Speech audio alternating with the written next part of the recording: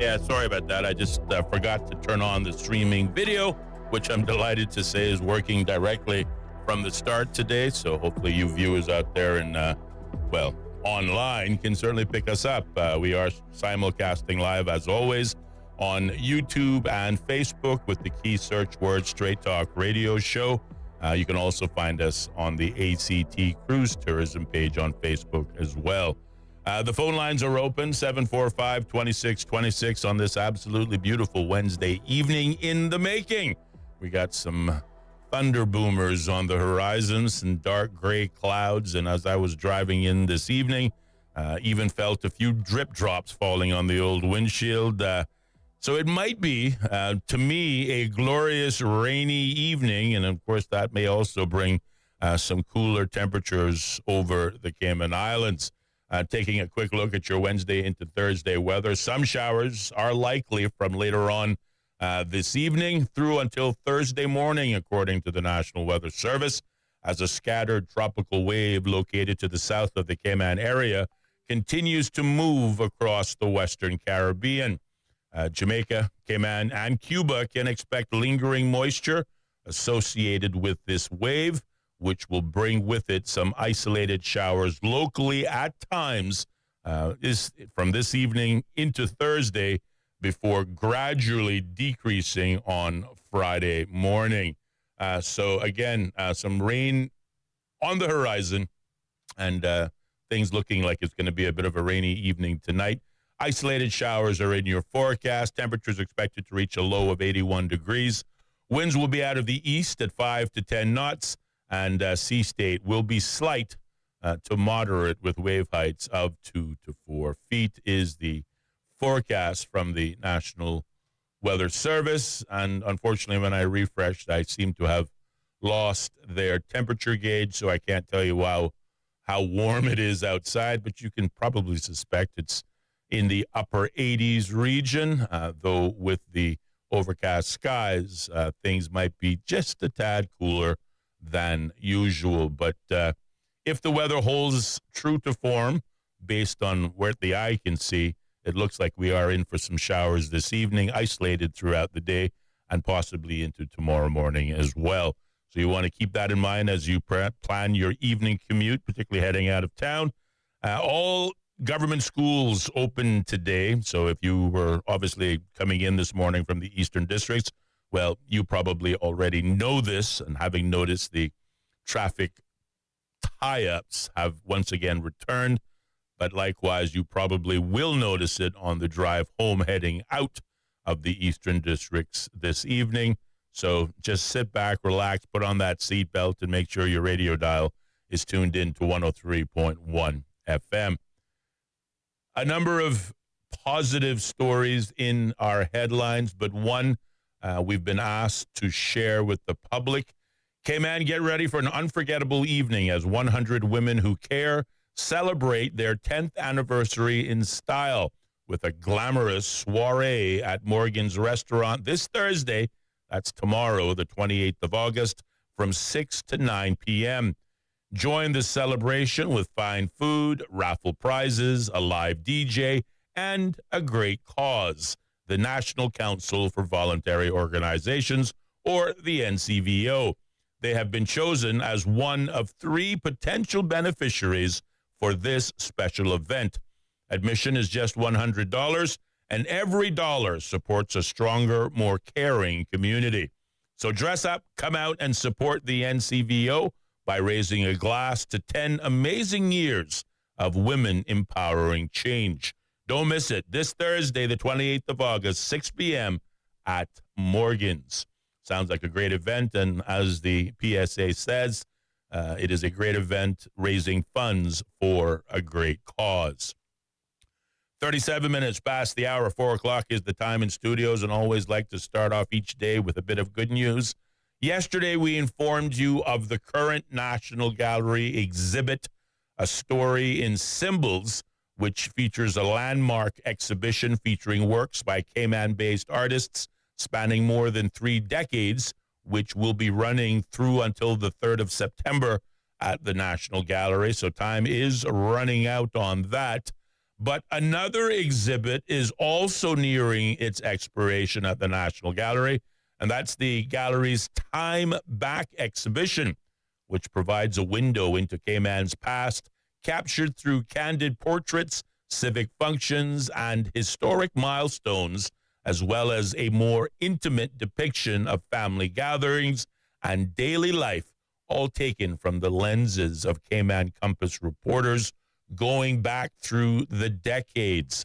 The exhibit, presented in partnership with the National Gallery, Compass Media, and DART, with support from the Kenneth B. Dart Foundation, was originally set to close in July, but its run was eventually extended, and it will, expire on the 12th of September. So we got a lot of things, a lot of exhibits going on at the National Gallery, a lot for the eye to see, and arguably the soul to digest, with both the story and symbols, as well as, of course, the Time Back exhibition. And then, of course, also later in September, I believe the National Gallery will be presenting their biennial exhibit, which, of course, we will share more details on that and hopefully seek to get our good friends Natalie Urquhart and Mia Mutu in the studios to talk a little bit about those exhibits.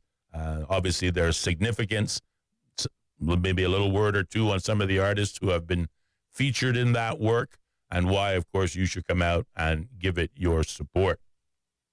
Speaking of DART, the DART group has granted their annual memorial scholarship to a A-plus student. 18-year-old Dylan Levy is this year's recipient of the William A. Dart Memorial Scholarship. The graduate of John Gray High School completed his A-levels with top marks at Cayman Prep and High School, according to a press release that was put out this past Monday. He has been accepted at the University of Bath in England and is expected to begin his bachelor's degree in biomedical science in the autumn. In a press release, Levy said he has been interested in the healthcare industry and specifically the human body since his father was injured in an accident when he was young. During his A-level studies, he completed an extended project qualification, or EPQ, study on the extent of influence artificial intelligence, which it has had in the healthcare industry. So AI is just everywhere, folks. It's not just ChatGPT on your phone, but it is literally everywhere. He shared that the EPQ reinforced his desire to pursue a field where biology and chemistry combine to drive innovation and produce life-changing outcomes. Glenda McTaggart, Senior Manager of Education Programs at DART, said the company had received over 45 applications for this year's scholarship. The William A. Dart Memorial Scholarship is granted on an annual basis to one university scholar through a competitive and blind selection process. Applications are reviewed solely on the basis of academic achievements, merit, community involvement, and, of course, the perceived future impact the applicant will have in society. The chief executive officer at DART, Mark Vandeveld, said that Levy has consistently achieved strong academic results and demonstrated a clear commitment to supporting his community. We wish him the very best as he takes the next step in his education, Mr. Vandeveld added. In addition to his academic achievements, Levy currently serves as chairperson of the Leo's Club and is a member of the Cayman Arts Festival Choir. He has also volunteered at the Cayman Islands Cancer Society, and in 2024, he was given the opportunity to intern at Health City, Cayman Islands. So this evening, we want to honor, tribute, and congratulate young 18-year-old Dylan Levy for being this year's recipient of the William A. Dart Memorial Scholarship. Here's a young man who clearly has had his head on his shoulders, has had his shoulder to the grindstone throughout his years in prep and high school, maintaining consistent top marks. And that tradition or trend seems highly likely to continue as he seeks to pursue his tertiary education at the University of Bath in England. Congratulations, Dylan Levy, on your accomplishments, your commitment, your personal sacrifice and discipline. And likewise, congratulations to Dylan's parents, who obviously got it right and did a great job raising you. So as we celebrate our young Caymanians, both for their achievements as well as, in this case, for their future achievements, I hope all in sundry in the listening audience will join by wishing Dylan our very best. And by all means, if you feel so inclined, you can pick up the phone 745-2626 and share your comments, maybe your kind words. I'm sure he would appreciate it. And I'm also encouraged that that more and more young people are choosing to go to school in the UK following their high school graduation. Certainly for Caymanians, again, being a member of the British Overseas Territories, this is largely for parents. But schools in the UK are treated like state schools would be if we were Americans living in a state town where there was a university. You're basically given the local rate as opposed to the international student rate, and on an annual basis, that equates into thousands and thousands of dollars saved in your child's ongoing education. And arguably, in schools in the UK, the English model of learning versus the American model, in which, I spent my tentative years learning on both in elementary, high school, and then on to university. They say the English model is a bit harder, a bit more comprehensive, and just as well as globally recognized as any degree from any American institution. So certainly if you are a young Caymanian and you are considering, tertiary education, first of all, I want to remind you of the institutions that exist right here at home, because they too have grown by leaps and bounds over the last 20 or so years. The University College of the Cayman Islands, which is also featured in today's good news, which I'll soon get to, certainly has increased in curriculum, has increased in the quality of its teaching staff. And of course, this has all been led by their executive leadership, their president, and of course, board of directors, all of whom, or should I say many of whom, were former educators themselves, persons who have dedicated their lives to teaching and impressing and motivating young minds to be the best that they can be. The University College of the Cayman Islands there is also as viable a choice as any university offshore, be it the U.S. or the U.K. Likewise, the International College of the Cayman Islands there on Hurst Road. We've been talking about, obviously, their ongoing accolades and their achievements. Also, just as fine of an institution, a bit smaller than UCCI, which, of course, is in line with the average class sizes that students who graduate either prep or high school are used to. Here in the country, the average classroom size is about 22, whereas, again, if you're in the U.S., for example, you're usually in a graduating class of hundreds, and that's carried forward to universities, which, again, is very, very common to have over 100 students, enrolled in any university class in the United States. And that can be a bit daunting and a bit strange to, the unaccustomed. So therefore, the class sizes, both at UCCI and at ICCI, are smaller. Obviously, they're closer to home, so mom and dad don't have to drive so far. And let's face it, not everybody has a budget to go to either U.S. or U.K. schools. Not everybody is going to get a scholarship. And again, there are options both here at home that are just as good an opportunity to gain world-class degree work as you would find anywhere else. So whether you choose to stay at home or spread your wings and go abroad, I just want to encourage young people, particularly as they prepare to end their secondary learning years at high school, by all means, think about getting further education. Nothing beats that piece of paper. And the good news is once you have it, nobody can take it from you. So I encourage all who are considering it. I congratulate all who are doing it. And, of course, we celebrate those rising stars who are showing what commitment, dedication, discipline can yield you with top marks and top opportunities. Speaking of, as I promised, the University College of the Cayman Islands, Dr. Antoinette Gale, the assistant professor of chemistry at the University College of the Cayman Islands, has made some notable progress in her field over the past month. Not only has she taken to the global stage to present her research, but she has also been awarded a fellowship for her excellence in teaching. Again, this is an assistant professor presently working at the University College of the Cayman Islands. So if you parents, moms, and dads are wondering what are the quality in teaching, what are the quality in curriculum, well, here is one example.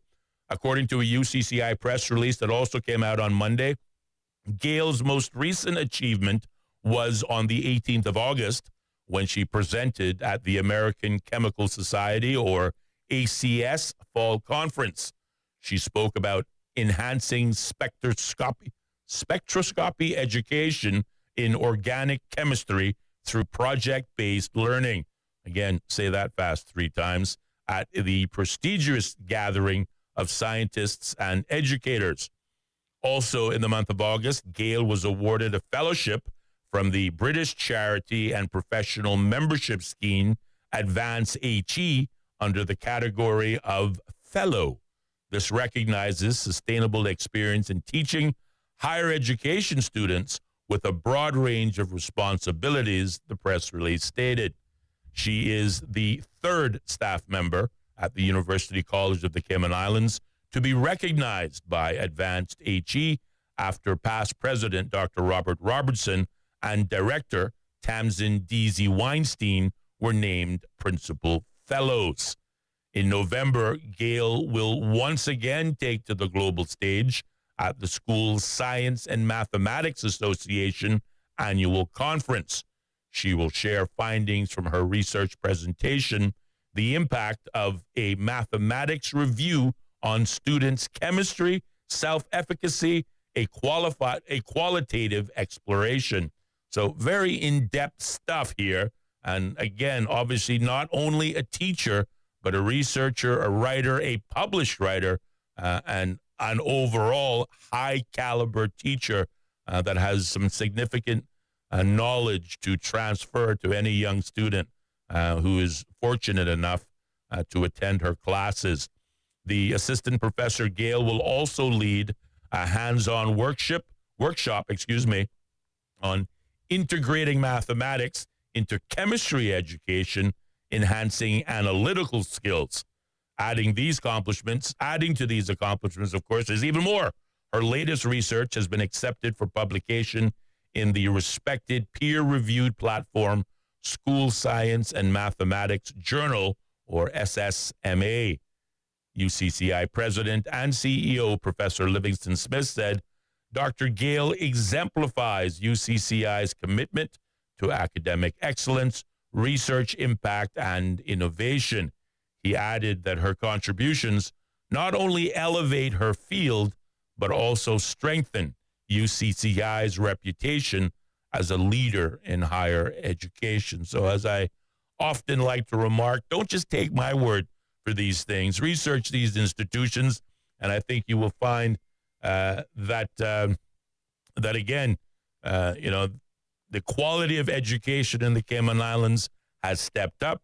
The quality of teaching in the Cayman Islands at these institutions have stepped up and can be compared, if not measured, against some of the great teachers across the globe in terms of their ongoing contribution to their industry and field, and obviously the ones that truly, truly benefit from their expertise, their years of experience, are the students who will have the opportunity to sit in their classrooms to learn the programs in which they're sharing. And of course, the future for the Cayman Islands will be better served as a result of it. I just want to say a great big congratulations to Dr. Antoinette Gale at the University College of the Cayman Islands, and likewise send out a big shout out to my friend, CEO and President, Dr. or Professor Livingston Smith, who once upon a time we were well, let's just say we saw each other quite often. In another life, we did a lot of work with the University College back in the day, and I consider Professor Smith a close personal friend, and I can vouch for the fact of not only his commitment, but, teaching is his passion, and teaching young minds to grow in the Cayman Islands is not something that he just started yesterday. So to all the staff, the directors, the teachers, the students at University College of the Cayman Islands, congratulations to you, and in this case, a special congratulations to Dr. Antoinette Gale. What else we got going on? There are at least 2 programs that are about to come online, again, featuring this time, I guess you could call it academics, but academics with a purpose, an initiative celebrating young people in the Cayman Islands who have excelled in vocational and technical careers has been relaunched with nominations now open. The VOTEC Stars was first introduced by the Chamber of Commerce in 2022 to share a light, or to shine a light rather, on the industries not necessarily associated with Cayman, which is best known for careers in finance and law. It saw 6 Caymanians nominated by their employers each year and honored at a formal award ceremony. Again, persons who are arguably excelling in vocational, technical trades and careers.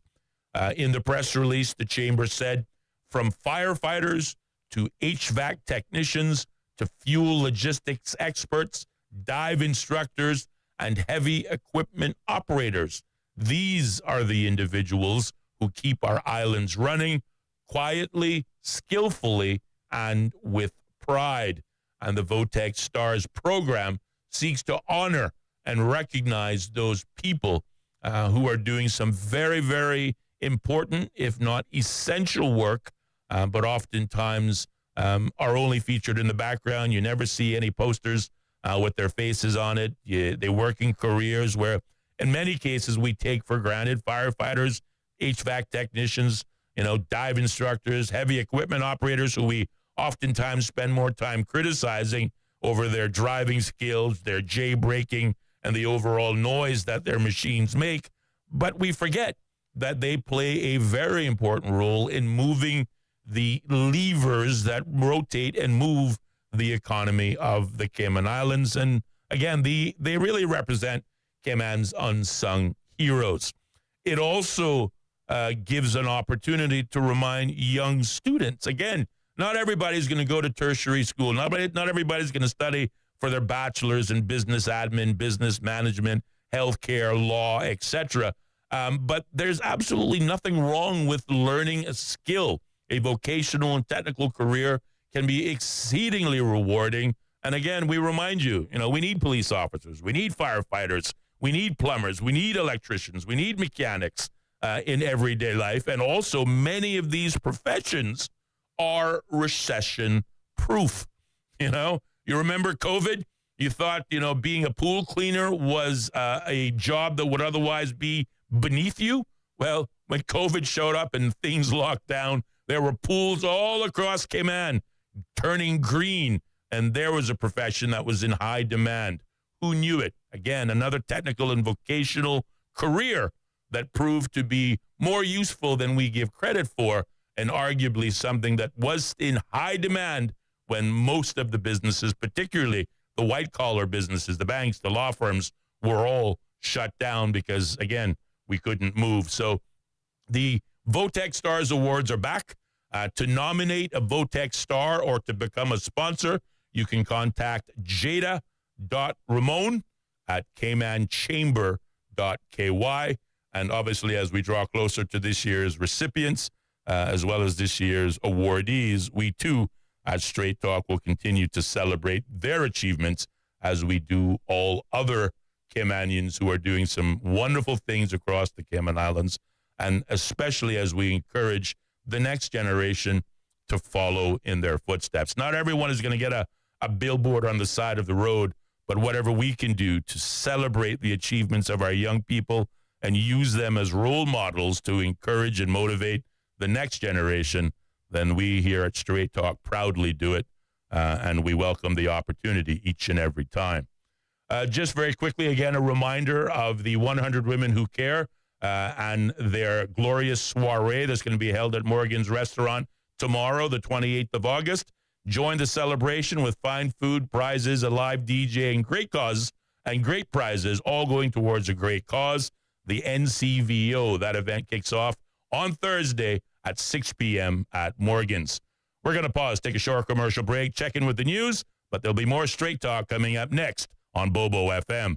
Bobo. How can we understand the world better? The BBC World Service is a window onto the wider world. The vantage point from which to survey a new horizon. News, reports, and analysis from around the world. Stories we think matter. Different people from different societies. We get to the heart of global issues. News, stories, and global perspectives from the BBC World Service. The home of the BBC World Service. This is Bobo FM. Welcome to our newsroom here in central London. We place ourselves here at a little desk right in the thick of things. OS from the BBC. We can catch the very latest news from our colleagues, not just in this enormous room, but also from our colleagues around the world. I'm in the room where they're treating children. This is a combat zone. The situation after the typhoon is very complicated. It was a very tense situation. OS from the BBC. The home of the BBC World Service. This is Bobo FM. BBC News. BBC News. World news from the BBC. Violent clashes. Thick black smoke. A tremendous legal victory. Crucial elections. Destructive wind. A search and recovery operation. A race against time. An imminent threat. Flying a drone over a rival team's training session. Whatever is happening, wherever it's happening, catch up with the latest news bulletins from the BBC. The home of the BBC World Service. This is Bobo FM.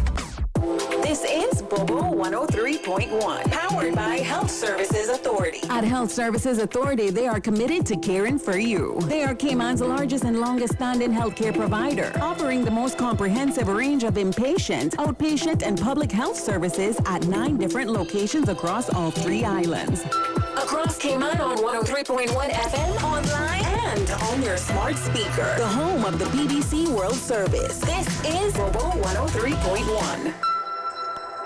BBC World News, I'm Tom Dewsbury. Hello.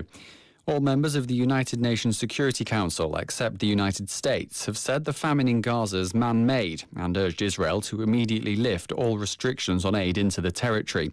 In a joint statement, the 14 council members reiterated that the use of starvation as a weapon is banned under international law. They also called for an immediate and permanent ceasefire and the release of all Israeli hostages. Riyad Mansour is the Palestinian representative at the UN.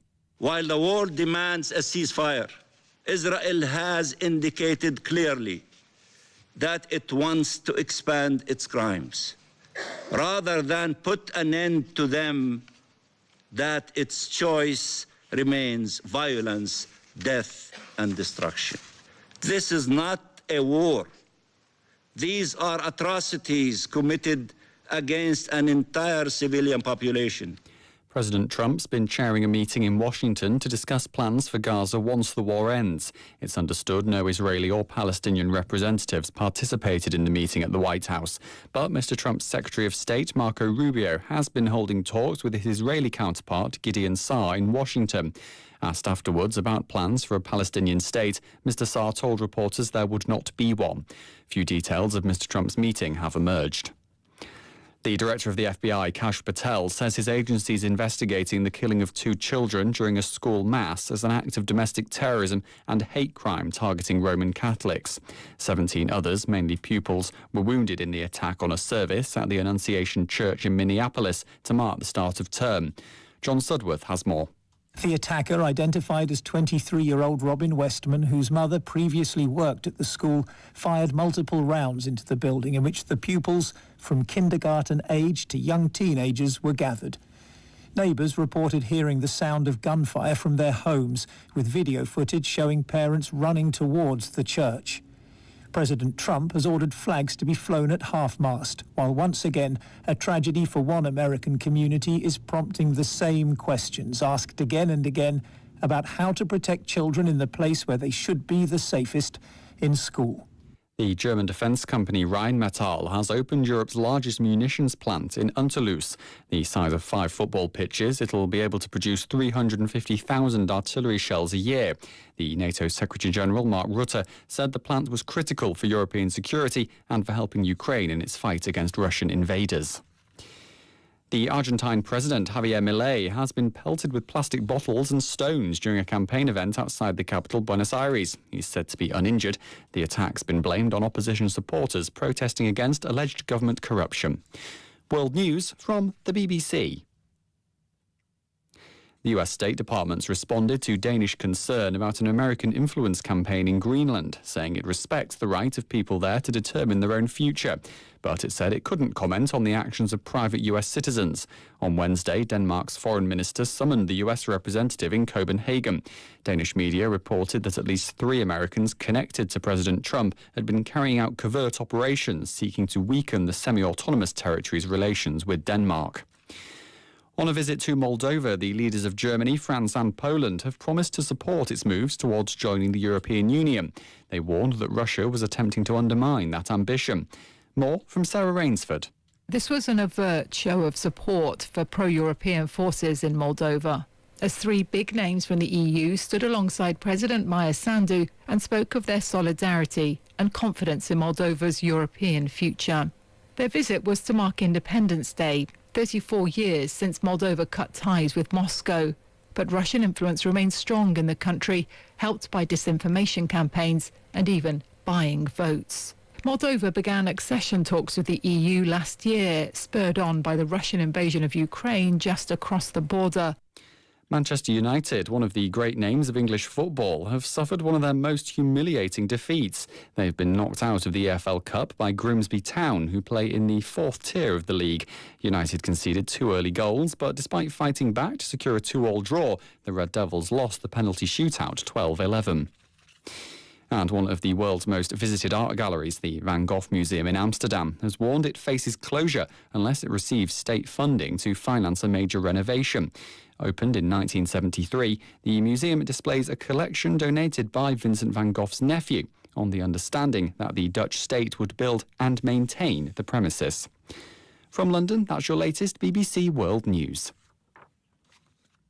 The views and opinions expressed on Straight Talk with Austin and Ellio do not necessarily reflect or represent the views of Stingray Media, its staff, or contributors. Callers to the program accept full responsibility for the views expressed. The show host and affiliates are not liable for any statements made or any harm claimed. All callers to the program indemnify Straight Talk from all claims. Offensive, defamatory, or unlawful content will not be tolerated. Be a part of the conversation by calling 745-2626.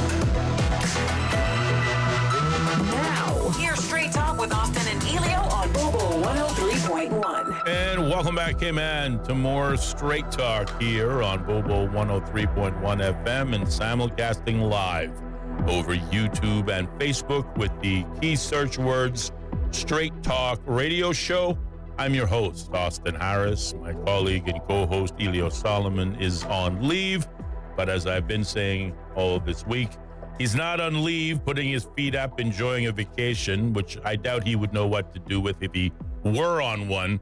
But in addition to his regular duties, he's also working behind the scenes, using his IT skills to build some very necessary and important online infrastructure that we hope will improve the viewer and listener experience for those of you who regularly tune in each and every weekday evening, Monday through Friday from 4:30 to 6:30, right here for some more honest, straight talk, unbiased at all levels. And as my colleague would say, it is a show for those of you who like to think. In other words, use your brain and not necessarily simply be entertained at somebody else's expense.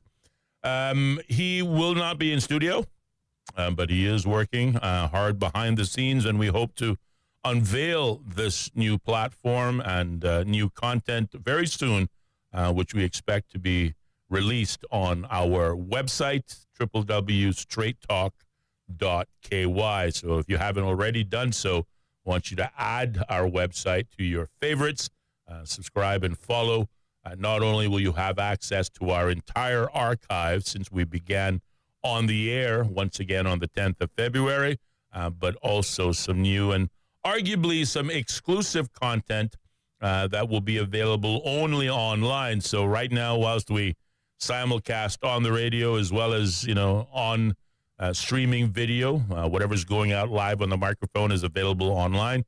But in the very near future, there will be some extra additional online content that is only available for those persons who either subscribe to us on social media or, of course, have added our webpage to their list of favorites. So you definitely want to continue, as they say, to watch this space.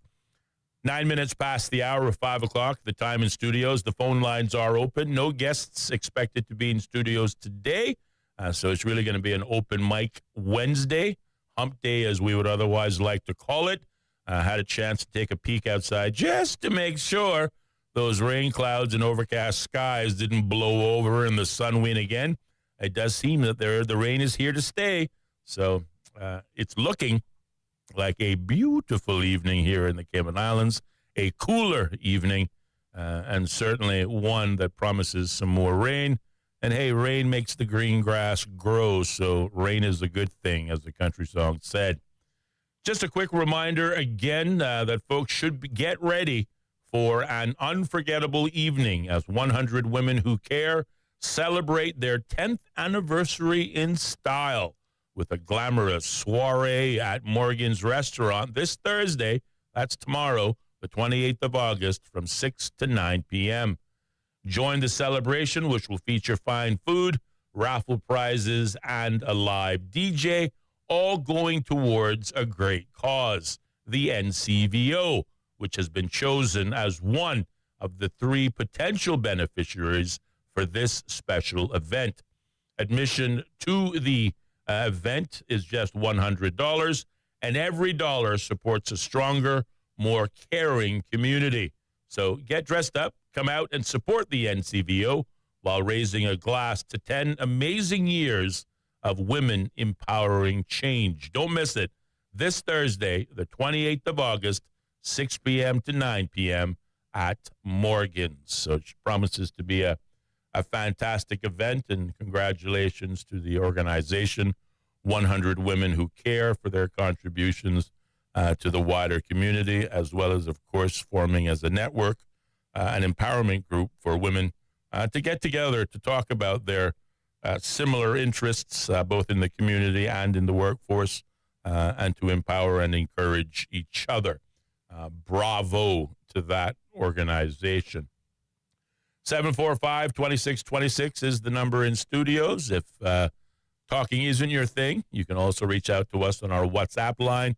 That number to call, 928-2562.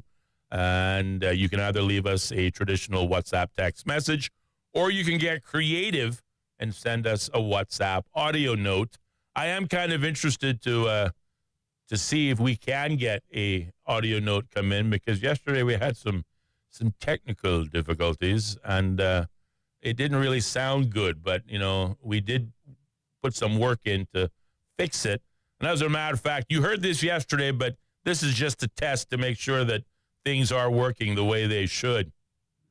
Austin, shout out to the 2 movie makers, Cayman Finest. Proud of them. You don't want to work a day in your life, you find something that you truly enjoy. Asha. Let's see that again. Jaja. If we should Jaja. a lot of us would be riding. I love my brother. It's not your first rodeo, but we all are dreamers, bro.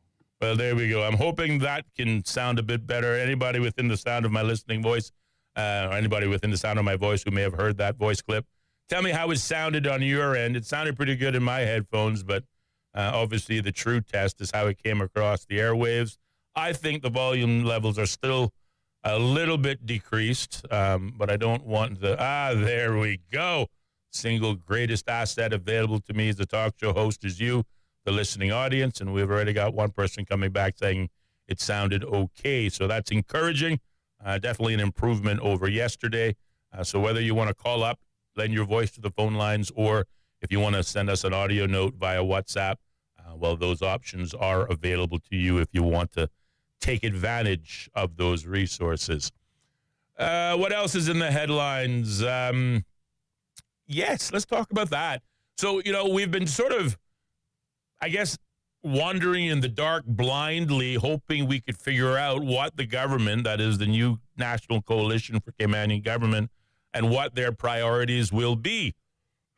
Normally by now, April, May, June, July, August, almost 4 months since a last general election, we would have already heard the new government strategic policy statement and would have some idea in terms of how much they were going to, spend on these initiatives.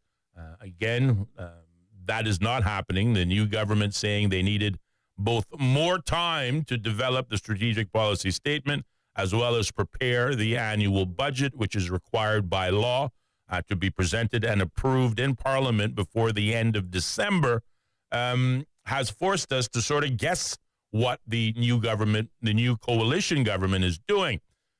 Here on Straight Talk, we pulled together all of the manifestos from the Cayman Islands National Party, the TCCP, and, of course, the individual manifestos made up of some of the few independent members that make up the coalition. And we thought, well, let's focus on some of the areas where there's commonality, some common ground in all of them, and perhaps maybe the government may seek to start out from that basis.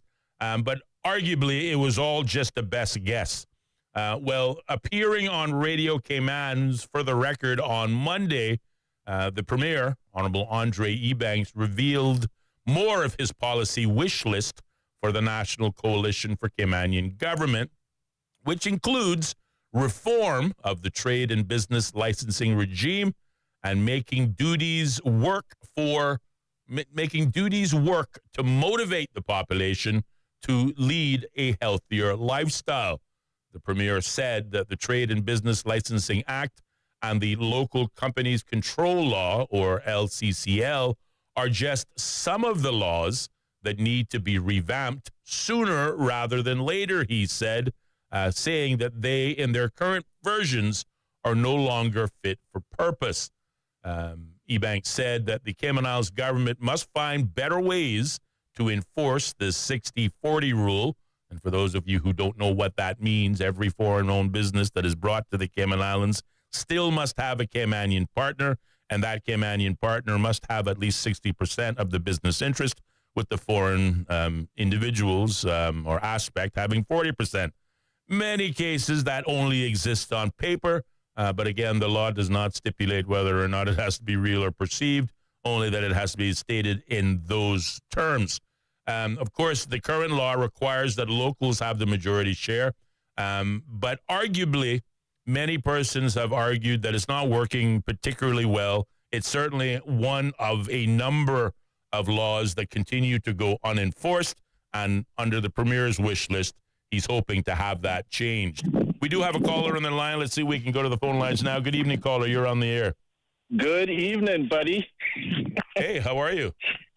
Well, after I heard you shouting about how everybody that calls in, buddy, I almost didn't even recognize your voice. You sound so much different on the phone line. Well, see, there you go. After I heard you talking about how this is the most valuable resource, I said, well, let me call in. Well, thank you very much for doing so and taking a break from your building duties. How you been? From all my building duties, both on Straight Talk as well as my apartments, if I might say so myself. Yes. How are those cabinets coming along? The cabinets are coming along just fine. Trying to get this apartment rented. You know how it is when the little guy. You got to keep this place rented so you have something coming in. That's right. Got to keep those wheels moving. Well, it's great to hear from you. I miss you in studios. I got to tell you. Yeah, well, I miss you too, but I'll be back soon. We'll be together soon. Wonderful. I like the sound of that. Yeah. So sure, Austin, I wanted to raise this issue, right? All right. Feeling a way to talk about this.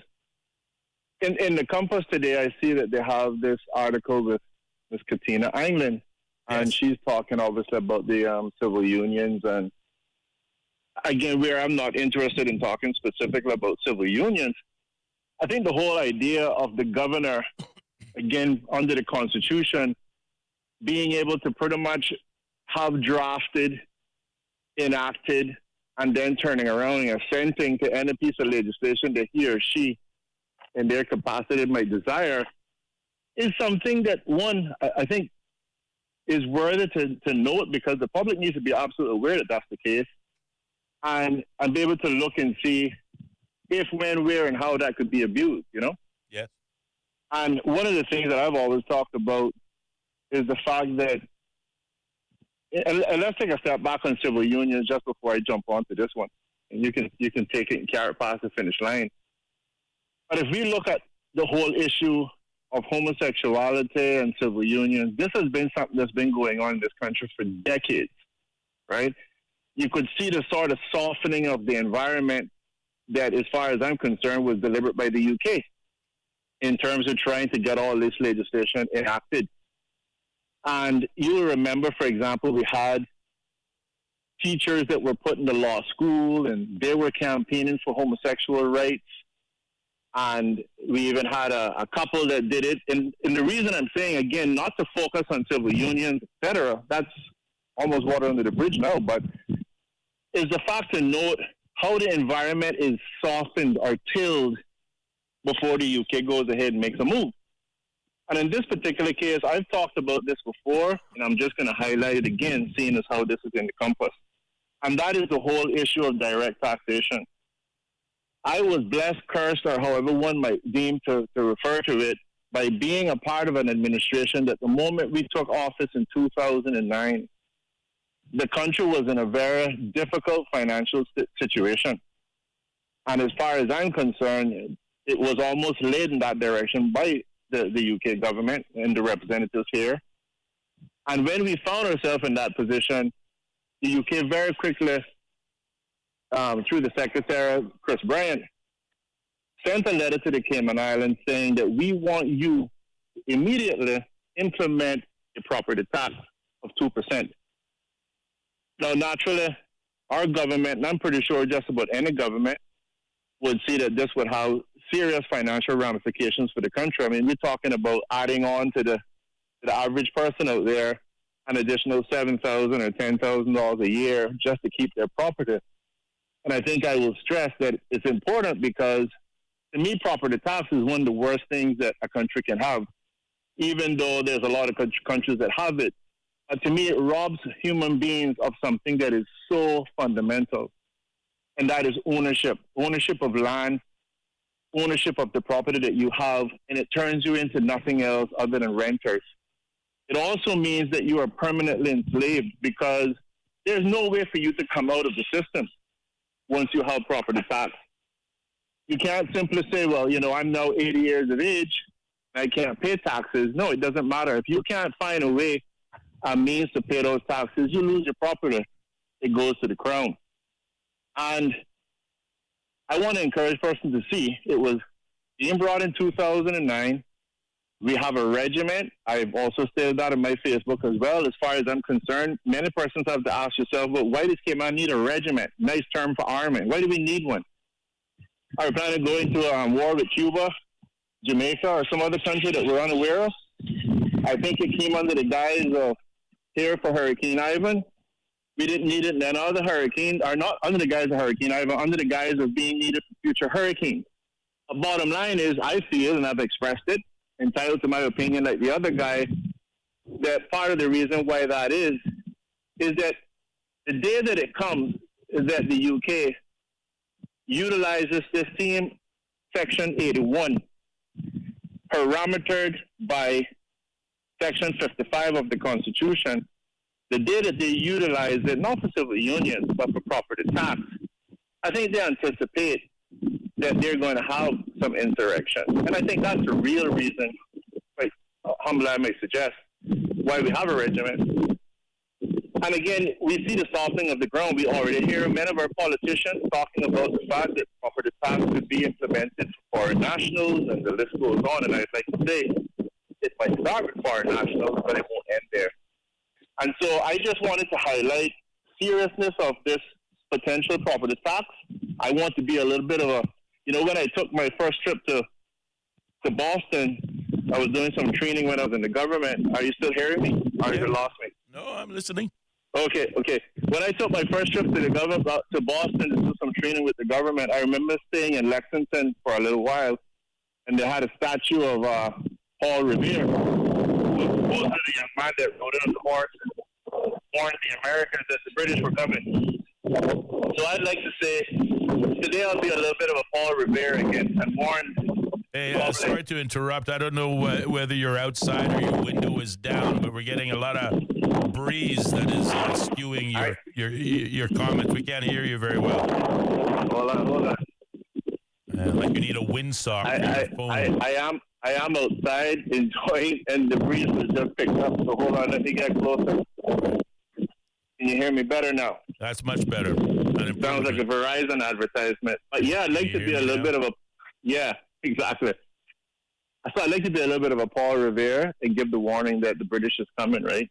And I just want to stress to everyone who's listening, and we'd love to obviously hear your comments on it, but to me, the softening of the ground and the preparations, as far as I am concerned, to try to carry this country, the Cayman Islands that we love, to have to pay property tax is happening, continues to happen. And let me use my favorite topic as well, the cruise. I think it is not. It is by design when the UK, in many instances, fails to support certain things as well as support things that doesn't necessarily run in the right currency. And failing, for example, and allowing what has happened in relation to cruise, I think is another one. And it doesn't even matter. But when we end up in a financial situation that puts us in a very tight financial spot, what we're going to end up with is a similar situation that we've had with the unions. We're going to have potentially the UK who is going to say to our parliamentarians that you need to implement X, Y, and Z. And even if they fail to do so, they're going to utilize Section 81 to bring property tax on the Caymanian people. And so I just want to highlight it because if we're aware as the public of what potentially might be happening, we can better be armed to fight against it. So that's all I wanted to say, my friend, and good chatting with you. Always a pleasure. And hopefully that stirs it up a little bit, gives us something to chitter-chatter about. And again, like I said, working hard out here, but we'll be together soon. All right, my friend. Thank you very much for taking the time to call in. And as always, add your 2 cents, or in this case, throw a little kerosene on the fire and get the conversation started. I do miss you in studios. I do miss the dialogue between us, and that's usually how we've developed some of our greatest conversations, and just simply exchanging thoughts. And this one is a very important one. It's 26 minutes past the hour of 5 o'clock. Now I'm the one on the short tightrope to try to summarize everything my colleague stated, obviously referring to a story that is featured in today's Cayman Compass. Lawyer vows to fight on for greater independence for Cayman. Local lawyer Katina Anglin, who has been fighting the governor's office most recently in a challenge to the Privy Council, challenging the governor's right to pass legislation for the Cayman Islands along the lines of civil unions. Though that failed, the premise behind her challenge was the governor's use of Section 81 in the Constitution, which empowers the governor or Her Majesty's representative in the Cayman Islands to unilaterally pass any legislation, in this case, introducing civil partnerships, but in reality, to introduce any legislation deemed important for what we were formerly known as the colonies by our otherwise masters, the United Kingdom government. This has been in place for as long as time immemorial, and there have been discussions in which to try to institute constitutional reform. But here's the irony of all of it. You will remember back in 2009 or the years preceding 2009, which saw the current constitution, which we're operating under, the Cayman Islands 2009 Constitution Order, which replaced, I think, the 1972 Constitution Order, showing the length of time in between our first and our most recent updated, modernized Constitution. During those talks, there was a lot of conversation about removing Section 81. And again, Rome wasn't built in a day. The government of the UK first came back to Cayman saying, well, if you want to remove the UK's command and control in terms of oversight over your jurisdiction, then declare independence. You go down that road, become sovereign, in your own right, and you can get rid of the UK. Well, Caymanians, and particularly the larger Caymanian society, had no stomach for that. But here's the irony. As those conversations grew, and they continued over the years, and got to the point where Cayman were close to getting that Section 81 removed, all we had to do was pass civil union legislation. And that civil union legislation, this is the important factor. When it was brought to Cayman in the most recent context in 2020, it wasn't an us versus them conversation.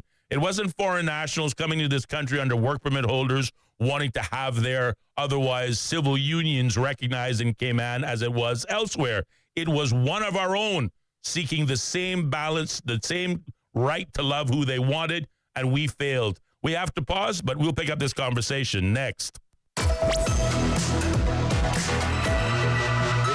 More Straight Talk with Austin and Ellio coming up. Be a part of the conversation by calling 745-2626. Bobo 103.1.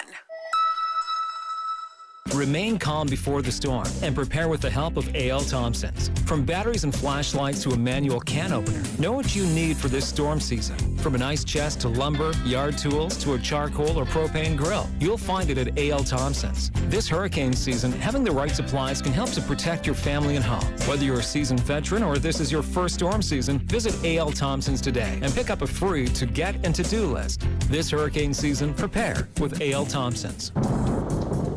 Be prepared. In an emergency, it's vital to know the location of shelters nearest to you and be prepared to evacuate if necessary. Keep a record of important contacts like emergency services, media services, airlines, and immigration. Be informed. Make a plan. Be prepared. For more information, visit caymanprepared.ky.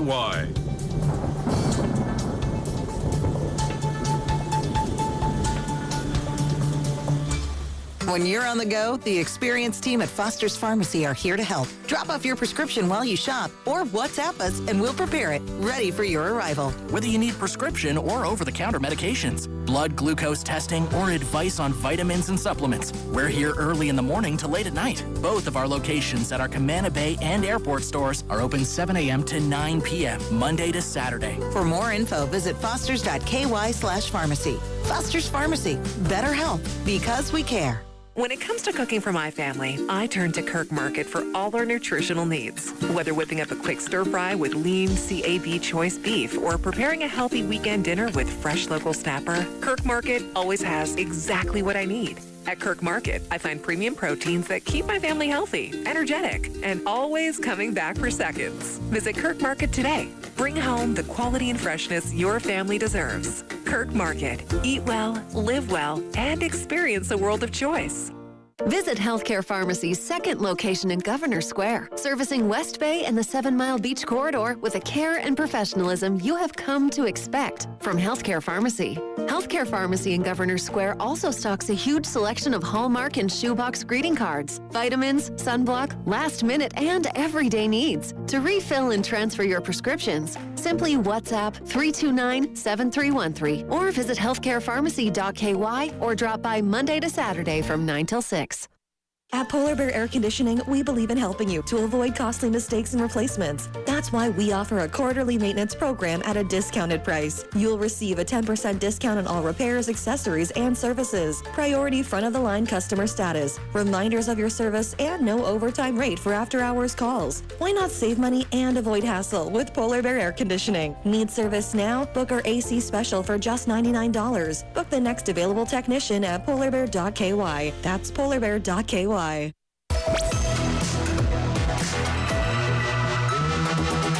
Cayman on FM, online, and on your smart speaker. This is Bobo 103.1, powered by Health Services Authority, committed to caring for you.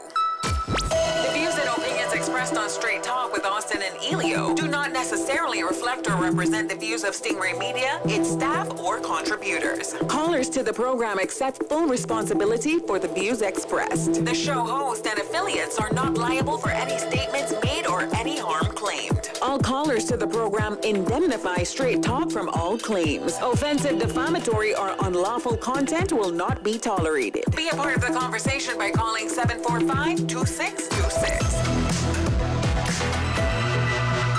Now, here's Straight Talk with Austin and Ellio on Bobo 103.1. And welcome back, Cayman, to more Straight Talk here on Bobo 103.1 FM and simulcasting live on YouTube and Facebook under the key search word Straight Talk Radio Show. I'm your host, Austin Harris. My colleague Ellio Solomon is on leave, but clearly, as we heard there prior to the break, he hasn't forgotten the phone number, and neither has he stopped thinking about issues that otherwise we would add to our conversation, highlighting the fact that really we do make a dynamic team.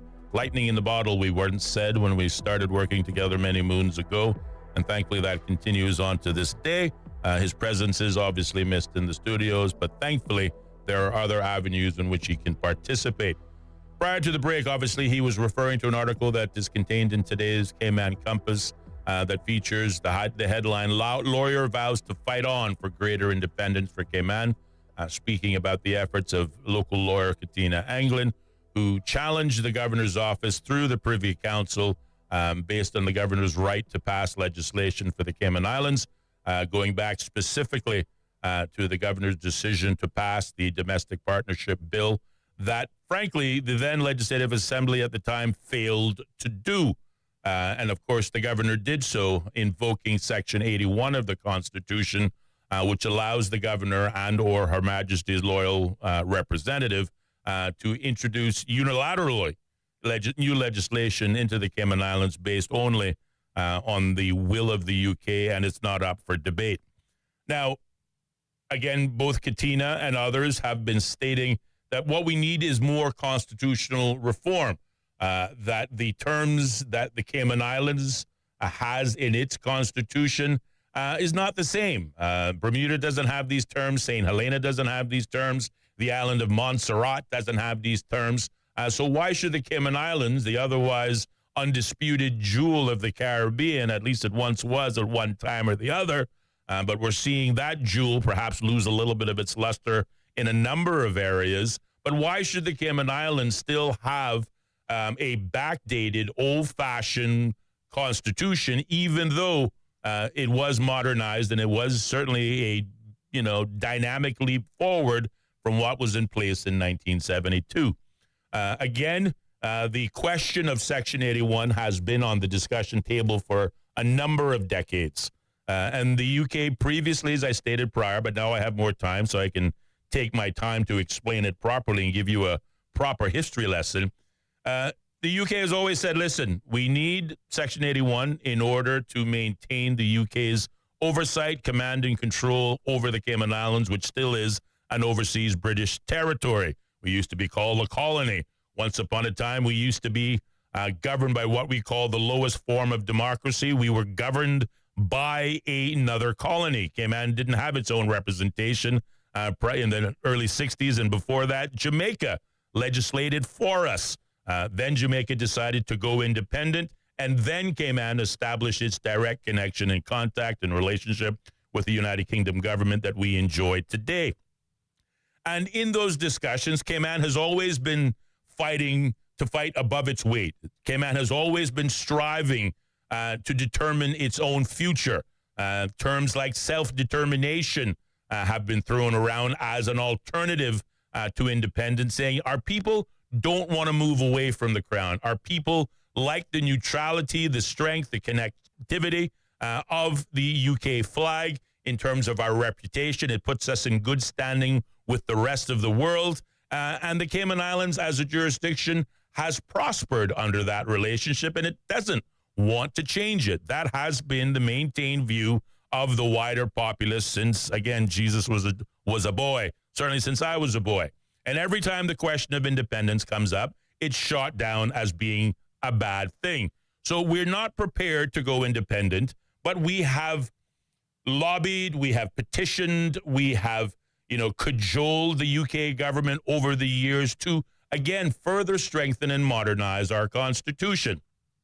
Fast forward then to 2020, from 2009, the last time the Constitution was modernized, to 2020.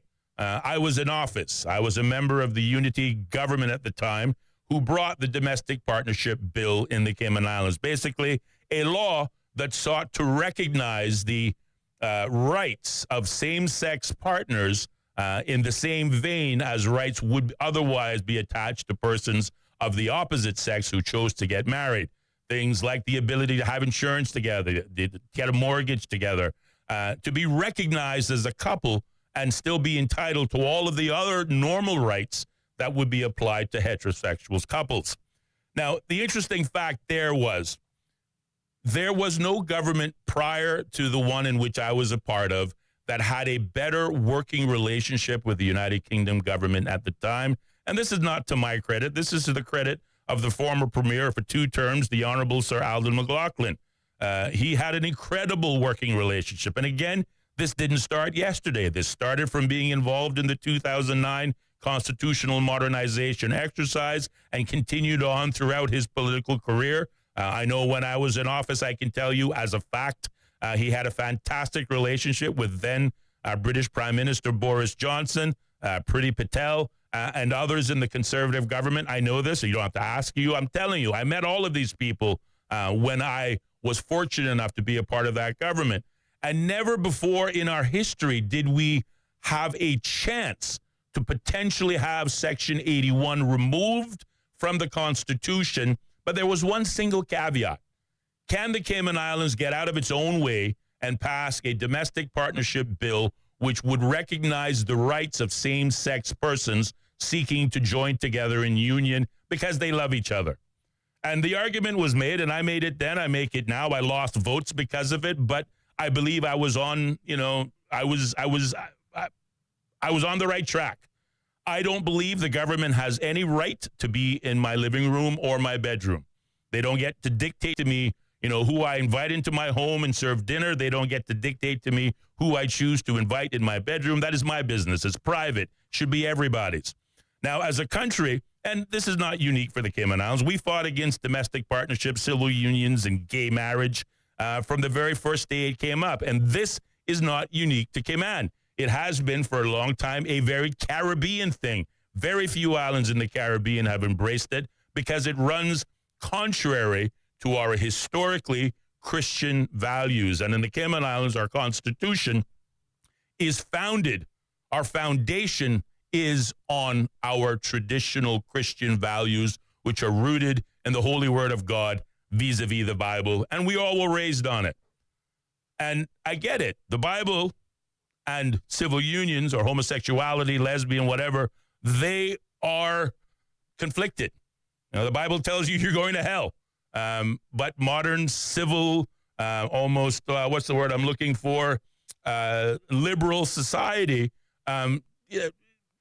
doesn't make those rules that distinct. It puts it in the same lineup as in the Old Testament, where a woman wasn't allowed to wear makeup. A dress had to be, so many inches below her knees. And again, suggesting that, some things are outdated and we need to get caught up with the times. The government of the day, and I can tell you this is a fact, it's not a question in my mind. When we looked at introducing that legislation, in the first instance, this was not brought on the Cayman Islands because some foreign national had been married in the UK, in the US, or wherever they came from, moved to the Cayman Islands, decided to get a work permit, wanted to buy a house, but wanted the country to recognize their union. So it was a us versus them conversation. That wasn't the case in the impetus behind the domestic partnership bill, because prior to that case, every other attempt to achieve this was ignored. We didn't want to have any interest in it because it didn't affect us. But then enter our own Caymanian, who also was homosexual, lesbian, whatever. And she wanted one thing, the right to love who she chose for her. So then it became a question of a Caymanian on Caymanian problem. How do we say to another Caymanian, you are less than? How do we say to another Caymanian, you are entitled to everything except this, where every other Caymanian is? You aren't. She took it to the courts. The court rejected their opportunity to be joined together. And the UK said, listen, either introduce this or we will introduce it for you. Now, as a MP at the time, I recognized the significance and the challenge the government would have had. But here's the rub. Had we been brave, had we been courageous, had we, again, got a little bit out of our own way and got caught up with the rest of the world, lost a little bit of our discrimination and simply done what was right, be on the right side of history and done that, we would have had an opportunity, if not the first real opportunity, to have Section 81 removed from the Constitution, again, based on the relationship that had been hard fought and won by persons like the former Premier, the Honourable Sir Aldo McLaughlin, who I had the privilege of working directly under. But because we failed to do that at Parliament, the bill was drafted, we went to Parliament, it was debated. I know for a fact I lost a significant amount of votes for voting yes, but again, I defend it this way. We go to the polls every 4 years to elect leaders to represent our best interest. Sometimes our leaders have to act in our best interest, and sometimes our best interest is unpopular and something we cannot see past our own nose, but it does not make it any less important. So therefore, sometimes you have to let leaders lead because that was what you voted them in office in the first place. We've gotten caught up in this notion of referendum-based leadership. And if an MP doesn't do exactly as I tell him to do, what I want, because I know it all, says the voter, oftentimes are short-sighted, then we'll kick them out. I think this is wrong thinking. I believe it was absolutely wrong. I believe the vote on the referendum on the cruise port is wrong, and that's going to come back to bite us. But keeping it specific to domestic partnership, had we had the courage to pass legislation that was a Caymanian on Caymanian question, not a Caymanian on a foreigner question, then today we might have had the opportunity to remove Section 81, which Katina is now arguably fighting the battle on her lonesome to have removed nonetheless. So we could have had it removed as a group, but we failed to step outside of ourselves. We failed to prove to the world and ourselves that we could be bigger than ourselves by passing legislation. And as such, the UK said, well, we hear your beliefs, we respect your viewpoints and your cultural identity, but the rest of the world has moved on this point. And we have to move with the rest of the world. And therefore, as long as you remain a colony, you are going to have to enact it. And we're going to use Section 81 to do it. Now, here's the other interesting aspect. At the time the Domestic Partnership Bill was brought on the Cayman Islands, the UK was pushing for the Cayman Islands to change the definition of marriage, which in the Cayman Islands, marriage is a union between a man and a woman. We refused to then, and we still refuse to, even under the Domestic Partnership Bill, to change that definition. The definition of marriage in the Cayman Islands still exists between a man and a woman, and is as close to the Bible as it ever was when Jesus was a boy. We were able to insert that in the Domestic Partnership Bill to make it a union of same-sex persons without changing the definition of marriage. Now, the UK could have imposed, through Section 81, an entire unilateral change to the definition of marriage. They could have brought domestic partnership and blown it up to all of its various rights that the rest of the world has.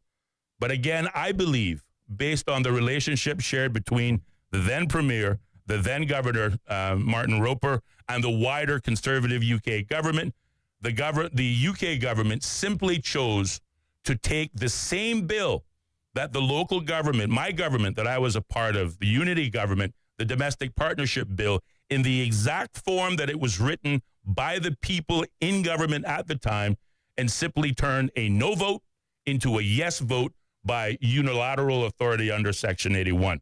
They simply took the debate, which failed to pass the mark or the finish line in Parliament. It was a victory for the opposition. Arguably, everybody who voted against it got reelected, and one or two of us who voted for it got unelected. Fair enough. I have no regrets. I believe the decision and the position I took then was right, and I believe that, whether I'm here or gone in the end, history will remember me favorably for standing on the side of right. But more to the point, had we had the courage then maybe this fight that Katina Anglin is having, again, by herself, for the wider interest of Cayman would be a moot point. Maybe we would have demonstrated to the UK government that we had grown up, that we had matured, that we do have the ability to administer our own affairs and doing things that are oftentimes difficult but are still no less right. We failed, and as a result of it, Section 81 still exists in the Constitution. Now, again, a lot of folks are going to have different opinions on how, all of this played out. Again, I respect your opinion, but I promise you, your opinion is just that, your opinion. Everything I've stated is rooted in fact because I didn't hear this story. I was present. I know what the conversations were because I sat, again, like I said, right there under the guidance, and I had the pleasure to work directly with the Premier. So I'm always grateful for that. I'm always grateful for those 4 years. I'm always grateful for the work that I did, which I have no regrets on. But sometimes our people need to let our government lead. Sometimes leading is leading in unpopular times, but it does not make that leadership any more meaningful. And we had an opportunity to remove that, which we are today, 5 years later, trying to remove again, but we lost the opportunity. Why? Because it wasn't popular. Because, again, we didn't have the courage to move past it. And yes, to Ellio's point, because Section 81 exists, it simply leaves the door open for the United Kingdom at any future time to decide to legislate for the Cayman Islands on anything it wants. Now, that would have been unlikely under the relationship in which the Cayman Islands government had in 2017 to 2021 with the UK government under the leadership of Sir Alden McLaughlin and our unity government. But Sir Alden is gone. Boris Johnson is gone. The Conservatives are no longer in charge of the UK. The Labour Party is. You got Sir Keir Starmer, and his viewpoints are diametrically different than the Conservatives. So, again, we don't know what the future has in store, but the Cayman Islands could very well be facing other challenges down the road. And this is how decisions taken in haste, decisions taken out of emotion and removed logic can come back to haunt us. We failed in 2020 to do the right thing.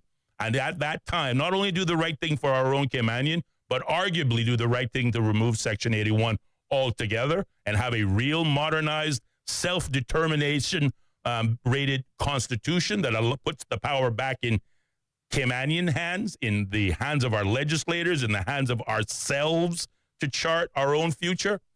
We lost that opportunity, and Section 81 remains, and I don't see a day anytime soon that it's going to be removed. Maybe Premier Andre Ebanks will have better luck. I don't know. But I can tell you, before Sir Alden came on the scene, that was our best possible chance for constitutional modernization, and we got it. The Premier before him, with all respect to him, the former Premier Makiva Bush, was an antagonist to the United Kingdom government, so we were never going to find common ground.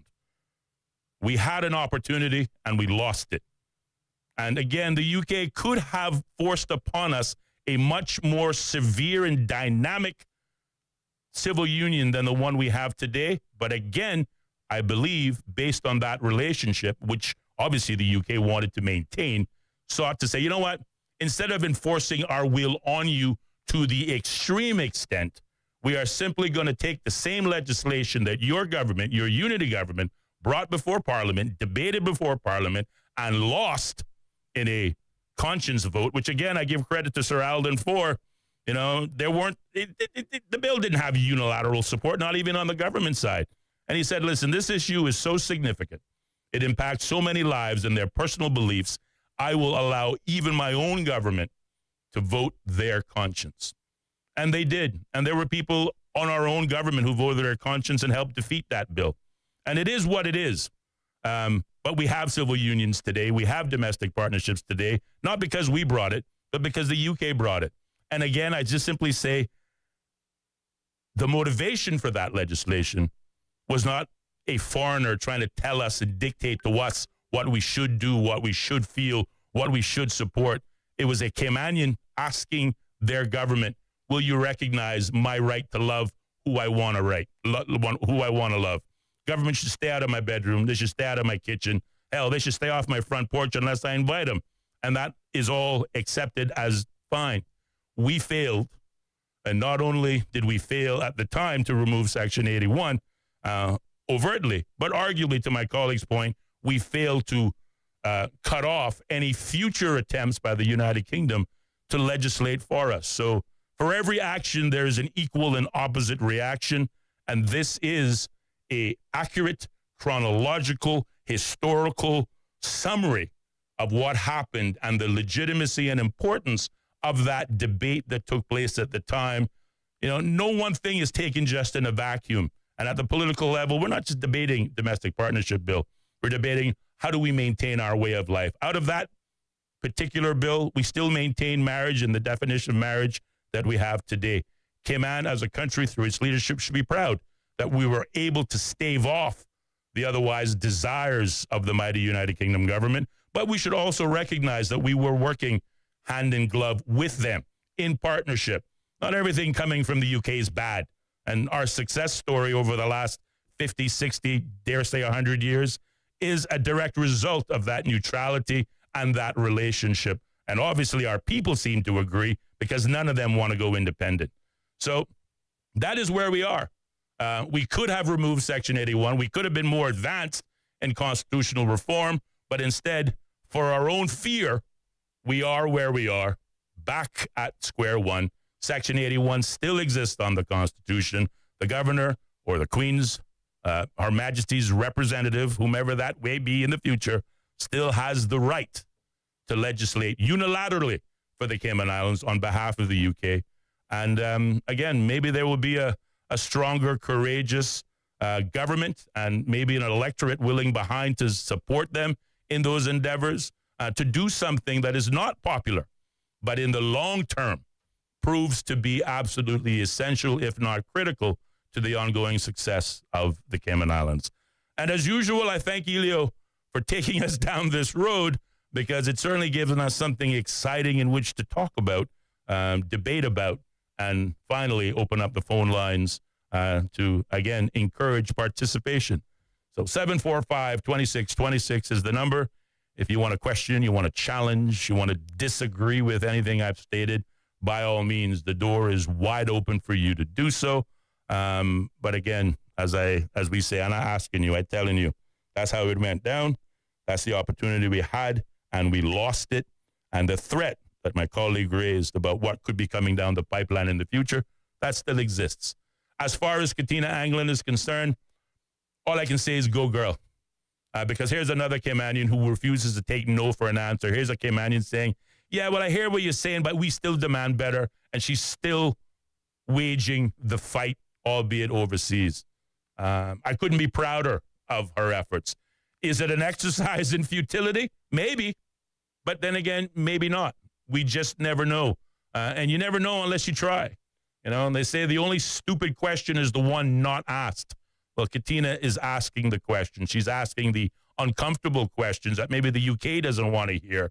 But I say, go girl, ask the questions, demand better, seek for a more modern, a more current, a more relevant constitution because our people are worth it. And I believe the future is bright. And I believe the next generation of Caymanians are, maybe they'll be more courageous than our current generation. Maybe they'll be more, far-sighted and can see past the end of their own nose what the future may have in store for the Cayman Islands. We failed in that instance.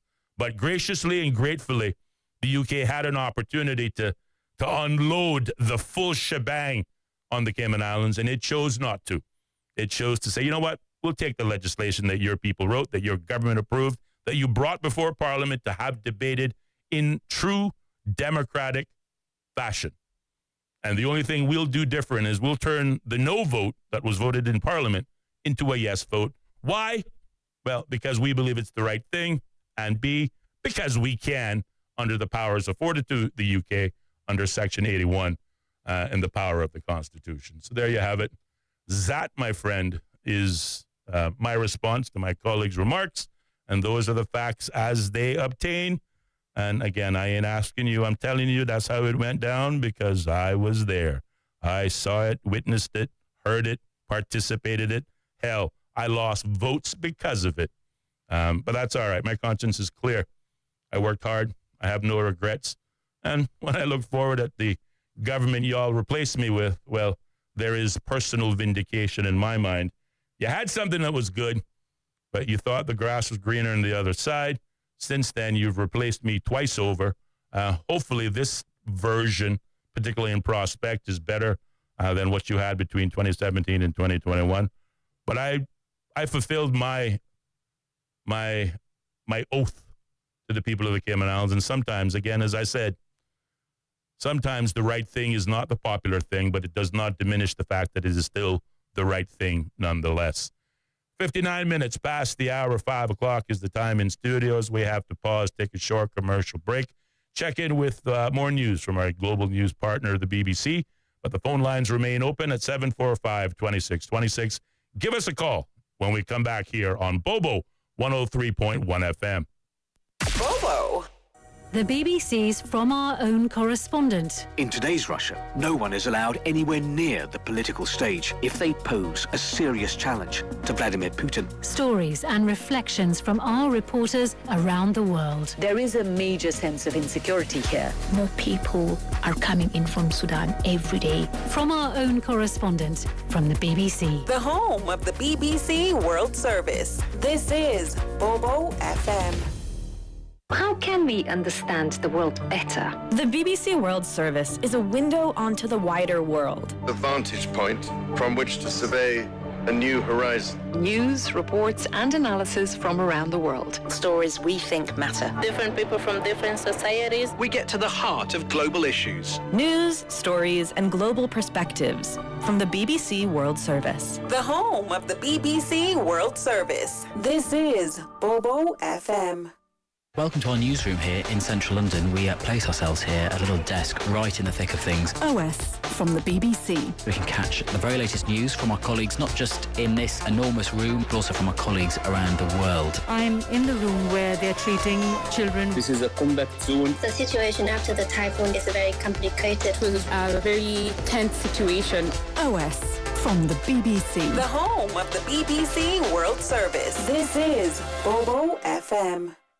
This is Bobo 103.1, powered by Health Services Authority. At Health Services Authority, they are committed to caring for you. They are Cayman's largest and longest standing healthcare provider, offering the most comprehensive range of inpatient, outpatient, and public health services at 9 different locations across all 3 islands. Across Cayman on 103.1 FM, online, and on your smart speaker. The home of the BBC World Service. This is Bobo 103.1. BBC World News, I'm Tom Dewsbury. Hello. All members of the United Nations Security Council, with the exception of the United States, have said the famine in Gaza is man-made. The 14 diplomats reiterated that the use of starvation as a weapon is banned under international law and urged Israel to immediately lift all restrictions on aid. Britain's UN ambassador, Barbara Woodward, described the existence of famine in Gaza as a moral outrage. I have 2 clear messages for Israel. Immediately lift restrictions and allow food, medical supplies and fuel to reach those in desperate need, and allow the UN and international NGOs to carry out their life-saving work without obstruction. President Trump's been chairing a meeting in Washington to discuss plans for Gaza once the war ends. It's understood no Israeli or Palestinian representatives participated in the meeting at the White House. Here's our North America editor, Sarah Smith.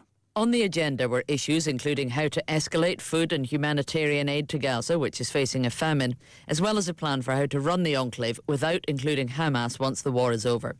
Mr. Trump's special envoy, Steve Witkoff, told Fox News that the administration is putting together a comprehensive plan for Gaza for after the fighting has concluded, which is robust and well-meaning. The White House said President Trump had been clear that he wanted the war to end and he wanted peace and prosperity for everyone in the region. Mr. Trump's Secretary of State, Marco Rubio, has been holding talks with his Israeli counterpart, Gideon Saar, in Washington. Asked afterwards about plans for a Palestinian state, Mr. Saar told reporters there would not be one. The U.S. Health and Human Services Department says the director of the Centers for Disease Control and Prevention, Susan Menares, is no longer with the agency. It's less than a month since the federal government scientist was confirmed in the post.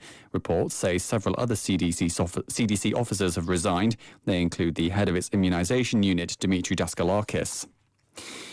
The director of the FBI, Kash Patel, says his agency is investigating the killing of 2 children during a school mass as an act of domestic terrorism and a hate crime targeting Roman Catholics. 17 others, mainly pupils, were wounded in the attack on a service at the Annunciation Church in Minneapolis to mark the start of term. The 23-year-old gunman, identified as Robin Westman, shot through the church windows before killing himself. The Minneapolis mayor, Jacob Frey, called for greater action to tackle gun crime. I think the impetus has to be on all of us as leaders to do a whole lot more, to recognize that we've got more guns in this country than we have people. And it's on all of us to recognize the truth and the reality that we can't just say that this shouldn't happen again and then allow it to happen again. World News from the BBC. The German defence company Rheinmetall has opened Europe's largest munitions plant in Unterlüß. The size of 5 football pitches, it will be able to produce 350,000 artillery shells a year. The NATO Secretary-General Mark Rutte said the plant was vital. Across the alliance, we have already expanded existing production lines and opened many new ones, like this one here in Unterlüß. This is absolutely crucial for our own security, and also to keep supporting Ukraine in its fight today and to deter any aggression in the future. The Argentine president, Javier Milei, has been pelted with plastic bottles and stones during a campaign event outside the capital, Buenos Aires. He was rushed from the scene by his security detail, but is said to be uninjured. The attack's been blamed on opposition supporters protesting against alleged government corruption. The US State Department has responded to Danish concern about an American influence campaign in Greenland, saying it respects the right of people there to determine their own future. But it said it couldn't comment on the actions of private US citizens. On Wednesday, Denmark's foreign minister summoned the US representative in Copenhagen. He said any attempt to interfere in the country's internal affairs was unacceptable.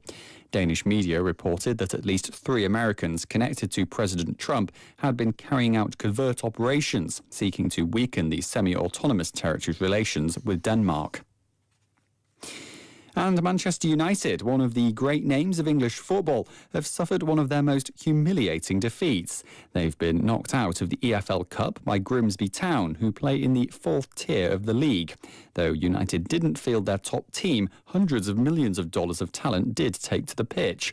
They conceded 2 early goals, but despite fighting back to secure a 2-2 draw, the Red Devils lost the penalty shootout 12-11. BBC News.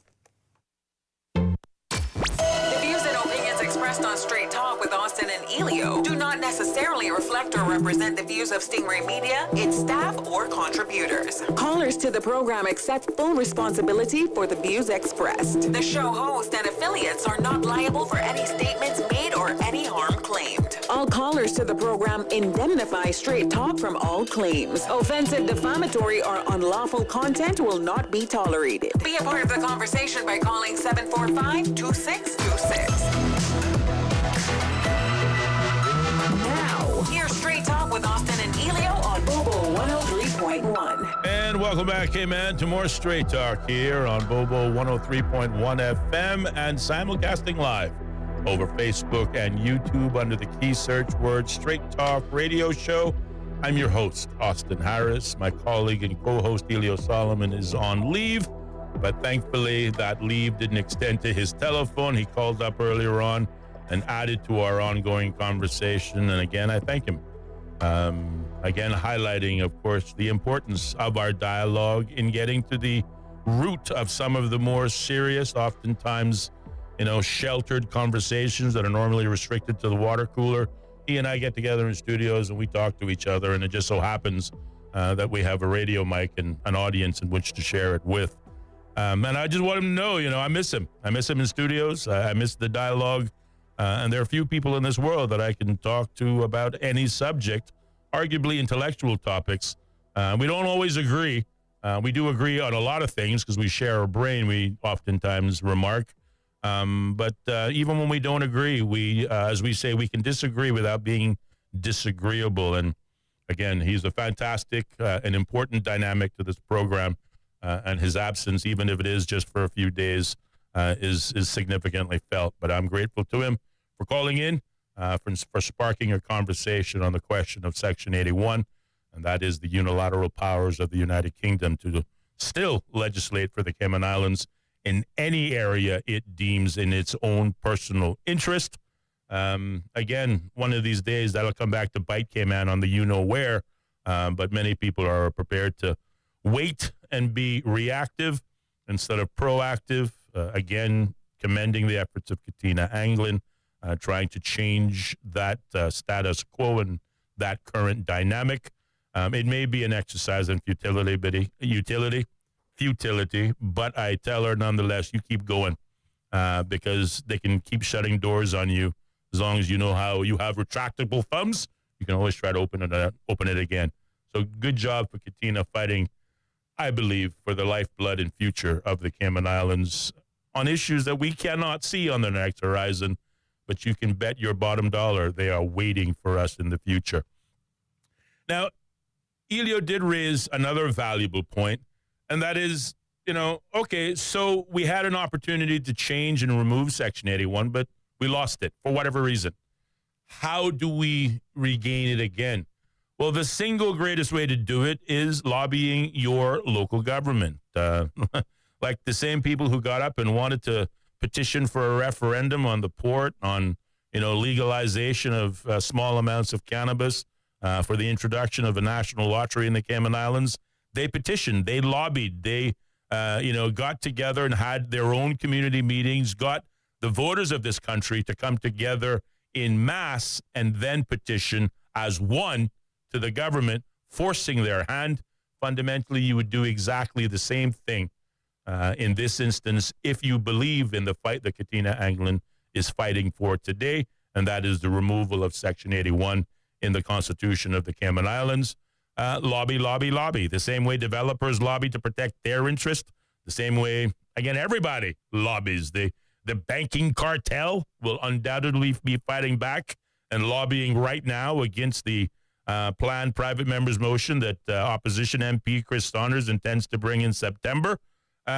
You too, if you support what Katina is doing, if you believe the threat that my colleague shared that property tax, income tax, or any other form of tax could very well be around the next horizon, you want to cut it off at its path, again, you can petition your government to remove Section 81 and strive for an even more modernized national constitution.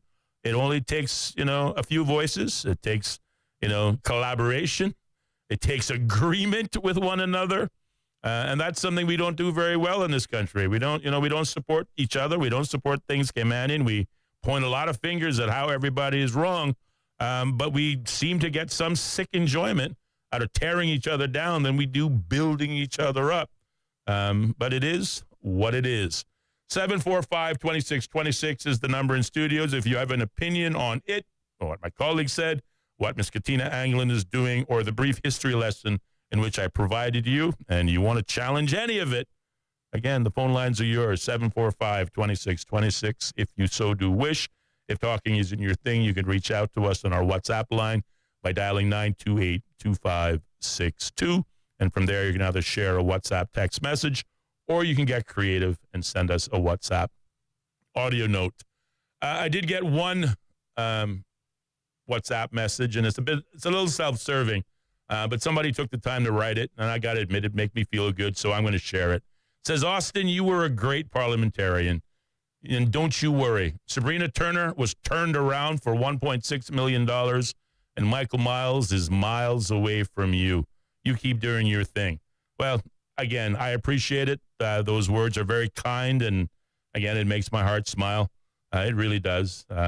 Again, as I stated, I have no regrets. I did the best job I knew how. I worked for 4 years. I wasn't on vacation, and I was working for the people of the Cayman Islands, fulfilling everything that I said I would do when I was on this radio dial in another format, in another life. It was the greatest experience of my life working for the people of the Cayman Islands as a representative of the people.